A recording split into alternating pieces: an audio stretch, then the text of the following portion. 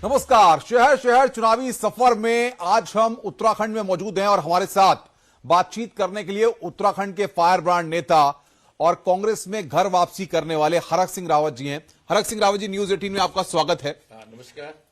सबसे बड़ी बात यह है कि हरक सिंह रावत, जो उत्तराखंड की राजनीति में कद्दावर नाम, हर कोई कहता है कि हरक सिंह का वर्चस्व इतना है कि वो जो चाहें, जिस तरीके से शतरंज की चालें खेलना चाहें, उस तरीके से उत्तराखंड की सियासत में खेल सकते हैं।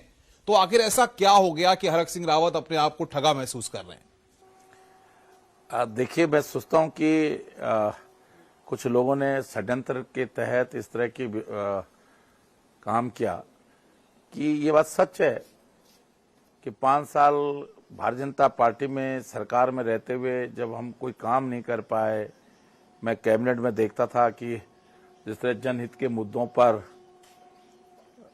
सरकार कोई निर्णय नहीं ले पाती थी, और जब धामी जी मुख्यमंत्री बने तो मैंने शपथ लेने से मना कर दिया था। अमित शाह जी का जब मुझको टेलीफोन आया तो मैंने अमित शाह जी से कहा कि भाई आपने हमें पार्टी में सम्मिलित कराया था, हम आप पे भरोसा करके भारतीय जनता पार्टी में आए थे, आपने हमसे वायदा किया था कि रेड कारपेट बिछाया जाएगा आपके स्वागत के लिए। उसके बाद भी आप 5 साल सत्ता में रहे। बिल्कुल, लेकिन मैंने कहा आपने सुध नहीं ली हमारी।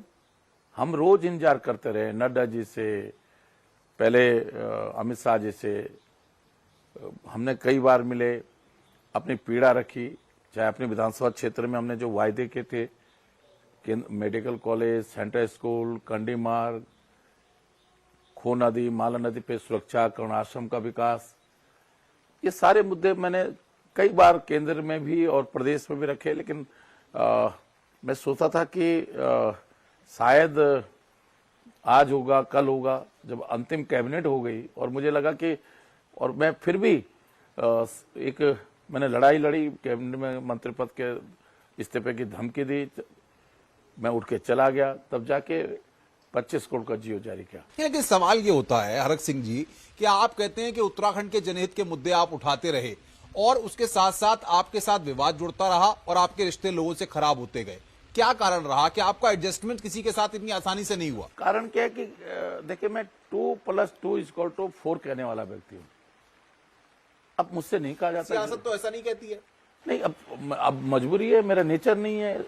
मतलब मैं ऐसा नहीं है कि मैं एक मजदूर के साथ, एक आम आदमी के साथ, जो लोग मुझे उत्तराखंड में जानते हैं वो लोग जानते हैं कि मैं कितना कॉम्प्रोमाइज करता हूँ। हरीश रावत के साथ, आपके साथ अच्छे संबंध के लिए मामले में खटास पड़ती रही। त्रिवेंद्र सिंह रावत के साथ आपके अच्छे रिश्ते नहीं रहे। पुष्कर धामी पे आपने दबाव बनाने की कोशिश की, बीजेपी पर आपने सरकार में रहते हुए दबाव बनाने की कोशिश की। इस तरीके के आरोप क्यों लगते हैं? देखिए, अगर प्रदेश के विकास के लिए, लोगों के हित के लिए मुझ पर इस तरह के आरोप लगते हैं तो मुझे कोई फर्क नहीं पड़ता। अगर आज मैं जिंदा हूं और आज लोग मुझे अपनापन देते हैं, आशीर्वाद देते हैं, तो उसमें बहुत बड़ा कारण ये है। आपका सियासत में राजनीतिक दुश्मन है कौन? कौन आपके खिलाफ साजिश रच रहा है?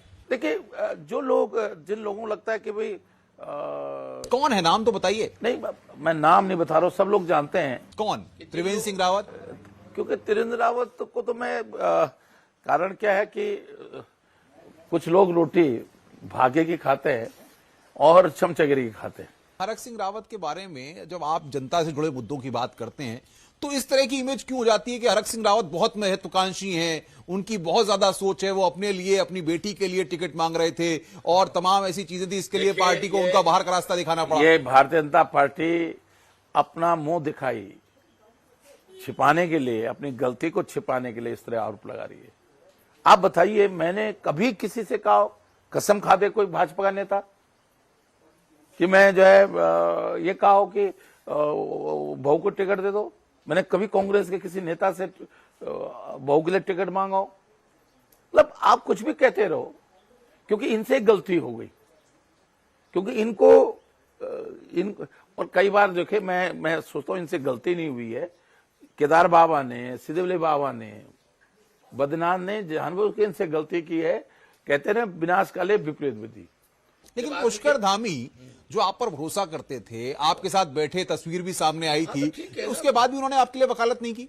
अब मैं इसलिए कह रहा हूं ना कि भाजपा में मुख्यमंत्री की कोई हैसियत नहीं है, कोई हैसियत नहीं है। ये तो आपके अमित शाह से अच्छी बातचीत थी, आप उनके पास जा सकते थे, उनके पास भी नहीं गए। मैं तो मिलने के लिए गया था, मुझे थोड़ी मालूम था। मैं तो सचमुच जो है अमित शाह जी से दूसरे दिन मिलने वाला था। प्रहलाद जोशी जी ने बुलाया था मुझको, किसी न्यूज चैनल ने और कुछ सोशल मीडिया पे चला दिया। मैं हंस रहा था इस बात को लेकर, मुझे थोड़ी पता था कि ये लोग जो है सोशल मीडिया पे चली हुई बात को इतनी गंभीरता से लेते हुए। आप सोचो, मैं आप ही से एक सवाल कर रहा हूं, माने सोनिया गांधी रात के 9 साढ़े 9 बजे मुझे मिलेगी क्या?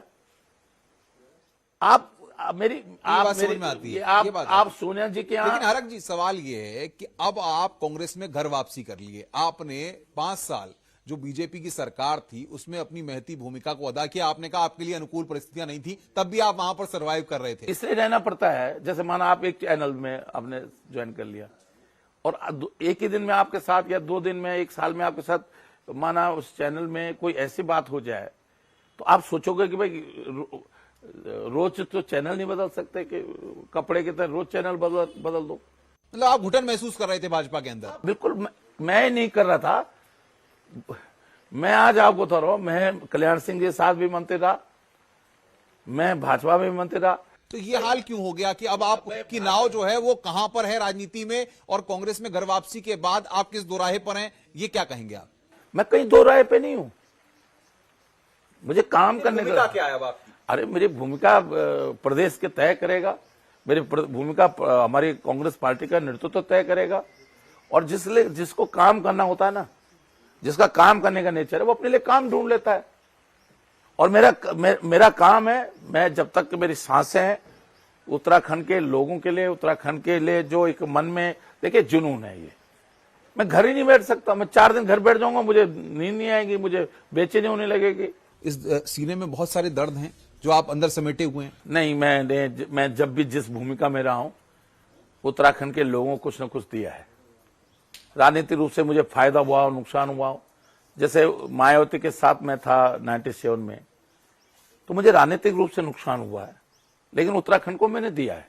जो मेरी गलती थी, जो मैंने गलत भरोसा किया था, तो शायद 10 तारीख को जब कांग्रेस सरकार प्रदेश में बन जाएगी तो मेरा वो जो प्रायश्चित है वो पूरा हो जाएगा।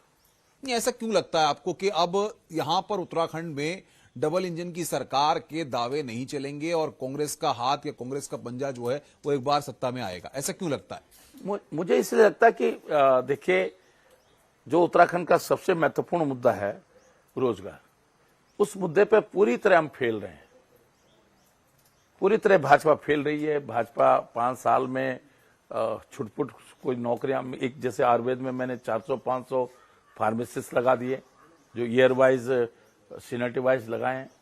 इसके अलावा कोई नौकरियां प्रदेश सरकार में नहीं लगी हैं। आपका विकास के मुद्दे पर हम पूरी तरह फेल हो गए हैं। तो इसलिए मुझे लगता है कि लोग बदलाव चाहेंगे, लोग प्रदेश में रोजगार के मुद्दे पर, इन सब मुद्दों पर कांग्रेस के साथ खड़े होंगे। और आज कह सकता हूं, अब तक जो मेरा अनुभव रहा है पिछले पॉलिटिकल पंडित कहा जाए हरक सिंह रावत को? नहीं, पॉलिटिकल पंडित नहीं, मैं नब्ज पकड़ता हूँ। हाँ। जनता के लोगों को समझता हूँ, सरकारों ने काम क्या किया है उसको समझता हूँ, जाति, धर्म, क्षेत्र की सोच इस समय किस दिशा में जा रही है उसको समझता हूँ। और इसलिए मैं कह सकता हूँ कि 40 से लेकर 45 सीटों के बीच में इस समय न्यूनतम 40 सीट के आसपास आनी चाहिए। 10% प्लस माइनस हो सकता है। तो अब पत्ते कैसे खोलेंगे आप? अब करना क्या चाहते हैं? देखिए, मैं पार्टी से, देखिए मैंने ये भाजपा से भी कहा था कि मैं बहुत चुनाव लड़ने के लिए इच्छुक नहीं हूं। मैं बहुत एमएलए मिनिस्टर की राजनीति से बहुत उब चुका हूं। कांग्रेस से भी कह दिया आपने? हाँ, मैंने पार्टी में भी ये कहा है कि भाई आप मेरे कोई प्रदेश में जहां भी मेरी, जिस भी मोर्चे पे आप मेरी संगठन के लिए काम करेंगे? हाँ बिल्कुल। चुनाव, इस समय तो चुनाव के लिए करेंगे। दिल्ली नहीं आना चाहेंगे? अब वो तो बाद की बात है। अभी तो फिलहाल चुनाव तक तो यहीं रहूंगा ना। अभी तो मेरी उपयुक्तता चुनाव तक यहीं है और उस उपयुक्तता का उपयोग करूंगा। चलिए, हरक सिंह जी न्यूज 18 के साथ बातचीत कर रहे थे, बेबाक अंदाज से वो तमाम सवालों के जवाब दे रहे थे। हमारे साथ बातचीत करने के लिए हरक सिंह रावत की बहू अनुकृति गुसाई रावत हमारे साथ हैं खास बातचीत में। अनुकृति जी, स्वागत है न्यूज 18 पर आपका। बहुत धन्यवाद आपका। एक सॉफ्टवेयर इंजीनियर, एक model, miss Femina India, miss Delhi, तमाम ऐसे आपके साथ ओहदे जुड़े हुए हैं। उसके बाद राजनीतिक पारी का आगाज लैंसडाउन से कांग्रेस प्रत्याशी के रूप में, क्या लग रहा है आपको? देखिए, सबसे पहले तो मुझे बहुत खुशी है इस बात की कि अपनी राजनीतिक जीवन की शुरुआत मैंने पिताजी के आशीर्वाद के साथ, डॉक्टर हरक सिंह रावत जी के आशीर्वाद के साथ इंडियन नेशनल कांग्रेस से की। और मैं साथ ही साथ बहुत धन्यवाद भी इंडियन नेशनल कांग्रेस का करना चाहती हूं कि उत्तराखंड की इस बेटी को, लैंसडाउन की इस बेटी को उन्होंने चुनावी मैदान में उतारा है और लैंसडाउन से प्रत्याशी बनाया है। जहां तक बात रही इस शिफ्ट की, इस अनुभव की कि किस तरीके से जो मेरे करियर में अनुभव रहे हैं, मैं सोचती हूँ हर एक क्षेत्र जीवन में आपको कुछ न कुछ सिखाता है। जमीन से जुड़े हुए हम लोग होते हैं और उत्तराखंड तो जाना ही अपनी सादगी के लिए जाता है। मेरा जन्म लैंसडाउन में हुआ, एक छोटे से गांव में मेरा जन्म हुआ। उस गांव से निकलकर इंजीनियर बनने का मुझे मौका मिला और मैं सोचती हूँ केदार बाबा की ऐसी कृपा रही कि मिस इंडिया जैसे पैजेंट्स में मुझे जाने का मौका मिला, तो अपने आप में मेरे लिए बहुत बड़ी उपलब्धि थी। क्या लगता है, अब जब 2018 में आप हरक सिंह रावत जी के परिवार से जुड़ी, इस परिवार की बहू बनी और अब आप चुनावी दंगल में हैं, अभी पिछले 1.5 महीने से जो घटनाक्रम हुआ, हरक सिंह रावत जी की भी इच्छा ये रहती थी कि आप भारतीय जनता पार्टी की तरफ से प्रत्याशी होती, अगर वो भारतीय जनता पार्टी में रहते, और अब आप कांग्रेस की तरफ से प्रत्याशी हैं, आप कांग्रेस को धन्यवाद ज्ञापित कर रही हैं। सवाल ये है कि ये जो कुछ हुआ, अनुकृति को दुखद लगता है, खराब लगता है? देखिए, मुझे एक बात बहुत चुभती है और बहुत दुखद है और मैं कहूंगी दुर्भाग्यपूर्ण है, क्योंकि ऐसा, मैं तो पहली बार किसी पॉलिटिकल पार्टी की सदस्य बनी हूं। इससे पहले तो मैं बीजेपी में नहीं थी और इससे पहले ऐसी भी कोई बात नहीं थी कि मैं बीजेपी से मुझे टिकट मिलता या ऐसा होता या वैसा होता। वो सब कहानियां हैं। देखिए, सच्चाई ये है कि मैं, सबसे ज्यादा दुर्भाग्यपूर्ण जो बात है कि सिर्फ एक सोशल मीडिया पे कोई खबर चली, कोई पोर्टल, 3-4 पोर्टल्स ने कोई खबर चलाई, किसी ने ये एक षड्यंत्र रचा और इस षड्यंत्र में भारतीय जनता पार्टी ने इतना बड़ा डिसीजन ले लिया। मैं सोचती हूँ कि एक बार तो ये बनता था कि वो एक कॉल वो अपने कैबिनेट मंत्री को कर सकते थे। क्या उनकी सरकार में डॉक्टर हरक सिंह रावत जी का कोई योगदान नहीं था? क्या पार्टी को बचाए रखने में डॉक्टर हरक सिंह रावत जी का योगदान नहीं था? पिताजी तो बहुत पहले से कह रहे थे कि हाँ, मैं बहुत खुश नहीं हूं, मुझे काम नहीं करने दिया जा रहा है, लेकिन फिर भी मैं पार्टी के साथ जुड़ा हूं, पार्टी का सिपाही हूं और पार्टी के साथ रहूंगा। लेकिन फिर भी कुछ लोग, देखिए, इस तरह से इंटरप्रेट हो गया कि आपको एडजस्ट करने के लिए अहम की लड़ाई हो गई और एक परिवार से 2 लोगों को टिकट मांगा जा रहा है और इसके चलते उनको पार्टी से बाहर भी करना पड़ा। देखिए, ये सब कहानियां हैं। अगर आपने कोई गलती कर दी, एक गलती को छुपाने के लिए आपको 100 झूठ बोलने पड़ेंगे। अब कैसे मान लेंगे कि गलती हो गई? कैसे इतनी बड़ी पार्टी मान लेगी कि हमसे सिर्फ सोशल मीडिया के चक्कर में या फेक न्यूज समझ के, मीडिया ट्रायल को देखकर, ये देख के, मीडिया ट्रायल करके हमसे इतनी बड़ी गलती हो गई? कौन मान लेगा? अगर नहीं मानेंगे तो कुछ ना कुछ तो कहना है ना। ये शर्त तो ना बीजेपी में थी और ना ही कांग्रेस पार्टी में थी। कोई भी शर्त रखकर मुझे नहीं लगता कि कोई अपने जीवन में बहुत आगे बढ़ सकता है। कोई भी शर्त उन्होंने नहीं रखी। जब आपको पता था कि भारतीय जनता पार्टी में हरक सिंह रावत जी सक्रिय थे और लगातार टिकट को लेकर भी बातचीत चल रही होगी, आप भी अपनी तैयारी कर रही होंगी, चाहे लैंसडाउन से कर रही हो, चाहे भाजपा जहां से आपको टिकट देती वहां से आप तैयारी करने की सोचती, जब आपको ये जानकारी मिली कि हरक सिंह रावत को भारतीय जनता पार्टी से बाहर कर दिया गया या उनके ऊपर कार्रवाई कर दी गई, तो क्या धक्का लगा? बहुत धक्का लगा। मैं आपसे कह रही हूँ कि मुझे बहुत दुख है इस बात का। देखिए, आप इस बात को समझने की कोशिश करिए कि अचानक हमें पता चलता है कि पिताजी को निष्कासन कर दिया गया है। और क्या उसका जो बेस है वो क्या है कि सोशल मीडिया पे ऐसी न्यूज चल रही थी, उस पोर्टल पे ऐसा दिखाया गया कि श्रीमती सोनिया गांधी से वो मिलने पहुंच गए।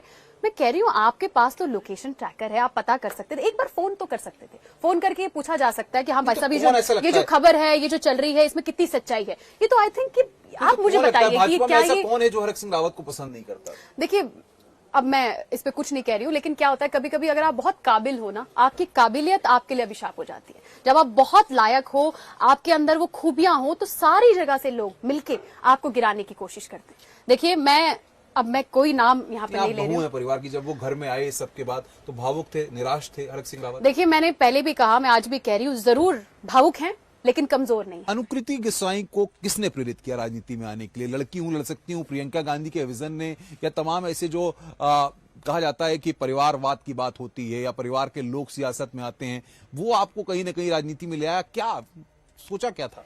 देखिए ऐसा कुछ भी मैंने, देखिए पहली बात तो ऐसा कुछ नहीं सोचा था कि कभी राजनीति में जाऊंगी, ये मैंने कभी नहीं सोचा। लेकिन देखिए प्रेरित जहां तक मैं सोचती हूँ कि मुझे सबसे ज्यादा अगर लोगों के लिए, हितों के काम करने के लिए किसी ने प्रेरित किया, सामाजिक काम करने के लिए किसी ने प्रेरित किया, तो डॉक्टर हरक सिंह रावत जी ने किया।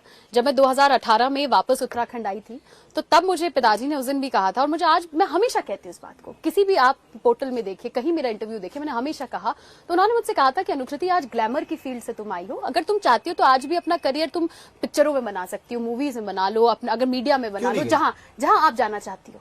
तो मैंने उनसे उस दिन कहा, तो उन्होंने मुझे दोनों ऑप्शन दिए। उन्होंने कहा अगर, और नहीं अगर आप जाना चाहती हो तो अगर आज आप उत्तराखंड की महिलाओं के लिए, उत्तराखंड की युवाओं के लिए काम करोगी तो एक आत्मसंतुष्टि तुम्हें मिलेगी, और उस आत्मसंतुष्टि की कोई कीमत नहीं होती। लेकिन आरोप ये लगते हैं कि हरक सिंह रावत बहुत महत्वाकांक्षी रहे, लगातार भाजपा पे दबाव डाल रहे थे, और इसी चलते जो है ये कार्रवाई उन पर की गई।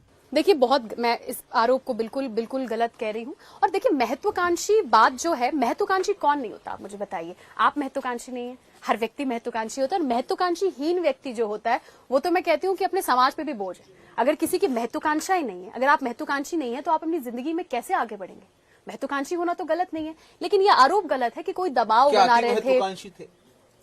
सॉरी, क्या कह रहे हैं? क्या अति महत्वाकांक्षी थे हरक सिंह रावत? नहीं, बिल्कुल अति महत्वाकांक्षी नहीं थे। महत्वाकांक्षी तो हर व्यक्ति होता है। देखिए अब उसकी अतिशोक्ति कर दे आप, अब आपके पास कोई जवाब नहीं है देने के लिए कि क्यों हरक सिंह रावत जी को आपने निष्कासन कर दिया। ये तो नहीं कह सकते कि सोशल मीडिया पे देखा और जल्दी जल्दी में किसी के कहने से षड्यंत्र हुआ और हमने निष्कासन कर दिया। शायद ये बात तो वो नहीं कह सकते ना। आज अपनी गलती को छुपाने के लिए आपको कुछ ना कुछ झूठ तो कहना ही पड़ेगा। अनुकृति गुसाई का विजन क्या है? अब आगे लैंसडाउन में प्रत्याशी हैं आप, आपका विजन क्या है? सियासत में क्या करेंगी आप? देखिए मुझे बहुत खुशी है पहले तो इस बात की कि महिलाओं को आज नेतृत्व करने के लिए आगे कांग्रेस पार्टी बढ़ा रही है। ये एक बहुत अच्छी बात है। और मुझे लगता है कि जहां तक मैं लैंसडाउन विधानसभा को समझती हूं, आज हमारी विधानसभा के अंदर ऐसे बहुत सारे काम है जो हमारी मुझे लगता है जरूरत है इस समय। अगर मुझे दुख भी है इस बात को कहते हुए कि अगर जब मैं पहली बार लैंसडाउन के अंदर गई तो मुझे लगा कि लैंसडाउन के अंदर जाकर मैं जिस विजन जो मैं लैंसडाउन के रखती हूँ, मैं सोचती हूँ कि आज हम शायद IT में काम करते, टूरिज्म में, मेडिकल सेक्टर में काम करते, इसमें काम करते, लेकिन आज वहां सबसे ज्यादा आवश्यकता अगर किसी चीज की है तो कनेक्टिविटी, रोड्स। अगर मैं बात करूं स्वास्थ्य सेवाओं की तो बिल्कुल चरमरा रखी है, स्वास्थ्य सेवाओं की बहुत आवश्यकता है। शिक्षा, अगर अब मैं बात करूं, स्कूलों की हालत बहुत खराब है। स्कूल्स में बिल्कुल बिल्डिंग्स जो हैं टूटने की कगार पे हैं, कहीं बच्चे हैं तो टीचर नहीं है। तो बहुत सारी ऐसी बेसिक चीजें हैं जो अभी प्रायोरिटी रहेंगी। उसके बाद नहीं लगता ऐसा कभी कभी कि आपके लिए पिच तैयार करने के लिए हरक सिंह रावत लगातार लगे रहे, और वो पिच तैयार करना ही उनके लिए एक राजनीति में ऐसा पल ले आया कि उनकी राजनीति जो है ऐसे दोराहे पे आ गई कि अब वो खुद नहीं समझ पा रहे हैं कि क्या करें? देखिए मुझे इस बात से मैं बिल्कुल सहमत नहीं हूं। मुझे नहीं लगता कि ये इस तरीके की कोई बात है। देखिए अगर आप उसको पूरे घटनाक्रम को भी समझेंगे तो उन्होंने कोई शर्तें कहीं नहीं रखी। हाँ, बात अलग है कि इस समय क्योंकि बीजेपी के पास कुछ और बहाना नहीं है, कुछ और कहने को नहीं है कि वो क्या कहे, तो उन्होंने इसी चीज को एक मुद्दा बना लिया कि नहीं इसलिए ऐसा हुआ, इसलिए ऐसा हुआ। तो देखिए वो तो मैं आपसे कह ही चुकी हूँ कि कुछ ना कुछ तो आपको कहना पड़ेगा। अच्छा, अगर मानिए कि आपके साथ कभी पुष्कर धामी किसी डिबेट में चर्चा कर रहे होंगे तो आप उनसे क्या पूछेंगी कि क्यों ऐसा किया? मैं बिल्कुल उनसे पूछना चाहूंगी कि एक बार तो मैं कह रही हूँ क्यों ऐसा किया नहीं, पहले इंपॉर्टेंट है, पहले ये है कि क्या आपके साथ तो अच्छे संबंध थे, क्या आप एक बार फोन करके तो पूछ सकते थे कि भाई साहब ये बात सही है कि गलत है, क्यों सोशल मीडिया में ऐसा चल रहा है, क्या बात ऐसी हो गई है, क्या आप सच में सिंह रावत को पुष्कर धामी ने? देखिए मैं देखो कुछ इस बात पे मेरा कमेंट, देखिए मेरा कमेंट करना इस पे करेक्ट नहीं है। I am not the right person to comment on this and I think बस मैं यही उनसे कहूंगी कि एक बार पूछ लेते तो I think it would have been very better and ये चीजें ऐसे नहीं एंड अप करती और शायद कुछ और होता इस समय। अनुकृति के मन में जब भाजपा में हरक सिंह रावत थे तो ये तो लगातार चल ही रहा होगा कि अब भाजपा से चुनाव लड़ूंगी। देखिए भाजपा की तो मैं कोई ना कार्यकर्ता थी ना मैं भाजपा की कोई मेंबर थी, अगर आप पता भी करेंगे। So I was not a member. क्या हाँ भाजपा से अगर टिकट में जाऊंगी तो भाजपा से? ऐसा कुछ नहीं था, ऐसे मेरे मन में कुछ नहीं चल रहा था। कभी ख्याल आया कि हाँ चुनाव लड़ूंगी?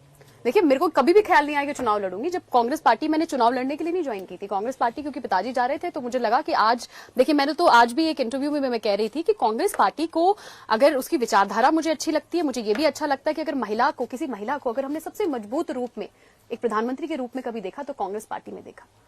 मैं स्वर्गीय श्रीमती इंदिरा गांधी जी की बात कर रही हूँ। तो मैं चाहती हूँ कि विमेन का जो महिलाओं का जो योगदान पॉलिटिक्स में हो सिर्फ नाम मात्र के लिए ना हो, ऐसी फीमेल्स आगे आए और female should be vocal about things, about issues, वो बोलने वाली हो, अपनी बात रखने वाली हो। They should be able to raise their voice. भरोसा है? बिल्कुल भरोसा है। लैंसडाउन मेरा घर है, लैंसडाउन की मैं नेता नहीं हूँ, लैंसडाउन की मैं बेटी हूँ। तो ये अनुकृति गुसाई रावत न्यूज 18 के साथ बातचीत कर रही थी हमारे कार्यक्रम शहर शहर चुनावी सफर के दौरान। उनका कहना है कि वो लैंसडाउन की बेटी हैं और इस बार लैंसडाउन की जनता अपनी बेटी को चुन करके विधानसभा भेजेगी, ऐसी उनको उम्मीद है। चलिए अब देखेंगे कि आने वाले वक्त में अनुकृति गुसाई रावत के पॉलिटिकल कैरियर में क्या आने वाले वक्त में और जुड़ता है, और अब जो उन्होंने राजनीतिक पारी का आगाज कांग्रेस पार्टी के साथ किया है उसका आने वाले वक्त में भविष्य कैसा रहता है। नमस्कार।